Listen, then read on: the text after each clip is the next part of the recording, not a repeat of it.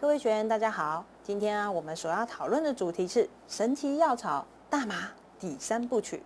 针对大麻的合法性看了美洲的国家、欧洲的国家不同的代表。那其实到底合不合法，表示跟一个法规有关系呢？毒品危害防治条例，检业界的朋友也要关心一下法律界的朋友，因为呢，只要这个法规定它是非法，那一旦你检验出来，这群人就有不同的一个处罚方式。那我们就来欣赏一下，在神奇药草这个单元里我们不断的讨论不同的滥用药物到底要合法还是要禁止。大家看起来都有不同的论述，连整个全球上都有不同的政策推出呢。你看合法派的论述、非法派的论述，这些是他们反对的意见以及赞成的意见咯。所以在这些林林总总，我们就以亚洲的代表国家台湾来看看他们如何订定这个毒品危害防治条例吧。如果这样表示是把大麻禁止咯，视为第2级的管制药品，是在台湾里面做订定。因此来吧，学员，我们一起来组成这个法庭，一起来成为法律界的专家。如果我们一起来订定毒品危害防治条例，我们定的简单一点，我们思考一下，有哪些行为必须要把它规范起来，放到这个防治条例里面呢？大家想想看哦。相信大家也想了一些了吧？虽然只有短短的5秒钟，我想大部分的学员都可以想到，老师，吃就是不行，私用不行，好，要处分。接下来，买来买去应该也不行吧？说的蛮有道理的，买来买去应该也要被禁止。接下来，老师，拿着准备要卖的人被抓到，应该也要规范到这个毒品危害防治条例哦。没错，有你们这些学员，老师真的是 proud of you， 以你们为荣，想出来也是不输法律界的朋友了。那我们现阶段就想到了有持有、买卖、施用这些行为是不能做的，都要放在这个危害防治条例里面。那我们再来一个思维，一起欣赏一下真的法律界的朋友怎么订定这些所谓的条例呢？在第4条里面呢，他们规范了制造、运输、贩卖，全部都规定了。那当然，因为第几级，第1级是最为严格的所以它会处罚的比较重一点。所以我们大概从了解到底是什么样的行为会被进行一个规范。在第4条里面，它有把制造、运输、贩卖都想进去，我们刚刚只想到贩卖、买卖这个行为。那第5条呢，它是意图贩卖而持有，这个我们刚刚有想到，拿着准备要卖了，这也要进行一个处分。那第6条跟第7条是老师最为钦佩的一个条文。第6条他说，以强暴、胁迫或者欺瞒等非法的方式，你给我吃，这就是第6条的精神。第7条又更妙了，来吃，哇，这精神真的是太厉害了所以不管是硬的、软的，这法律界的朋友都把它规范进去，都在这个毒品危害防治条例里哦。第8条他提到的是转让，我没有买卖，我只是让给他对还会有这种行为，对不对？所以大家也把转让这样的行为呢，来把它定下去。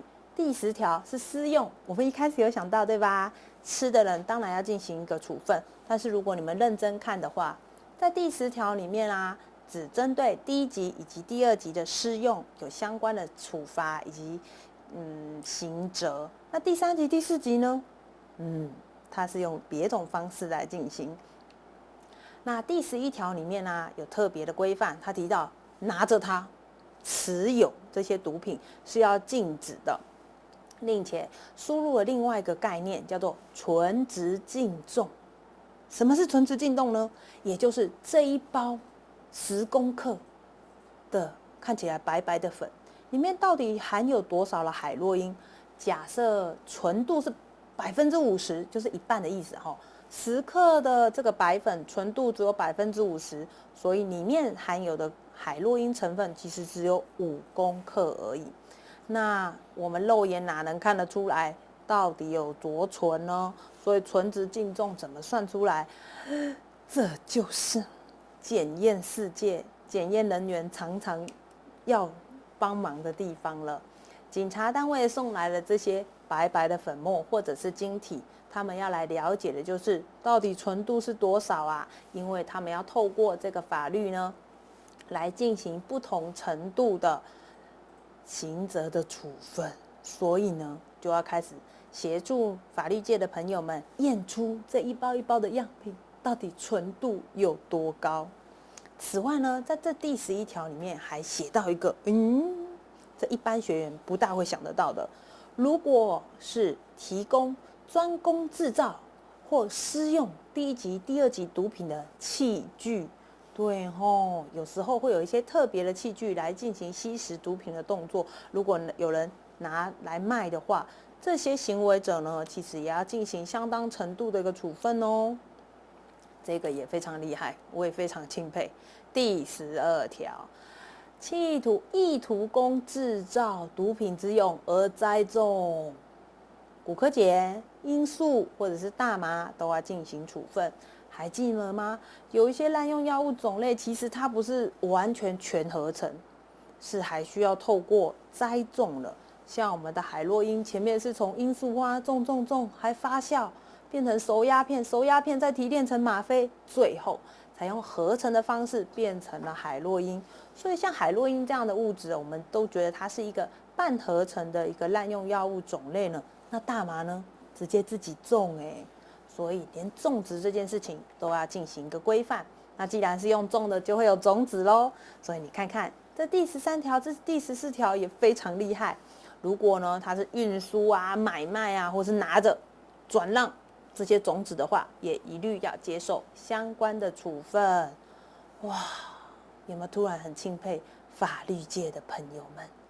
从我们刚刚自己想出来的那3点，吃、买卖、拿着要做处分以外，他们还把这些可能的行为点通通把它条列化，不禁的让老师觉得法律界的朋友们真的相当的厉害。所以呢，我们就把这个毒品危害防治条例呢，用图表化的方式再把它统整一下。我们刚刚一开始大家想到的是持有、买卖、施用，这个念完这个条例之后呢，我们就看到运输也是要处分的，运输、买卖、持有、转让种子的行为也要进行处分。那当然还把它种下去，那更要处分啦。此外呢，老师对于这个私用啊，法律界的朋友把它规范进去，真的相当钦佩。除了这个私用以外，如果有人是说你给我吃，用强迫的方式，这样的行为者也要进行处分，或者是来这金喝假这样的引诱行为也加以处分。我觉得这让我非常的觉得惊讶，也让我觉得非常钦佩法律界的朋友们。希望透过老师的引导呢，让各位学员更加了解毒品危害防治条例透过哪些条例来协助我们维护这个社会的些许的安宁哦。感谢各位学员认真的聆听。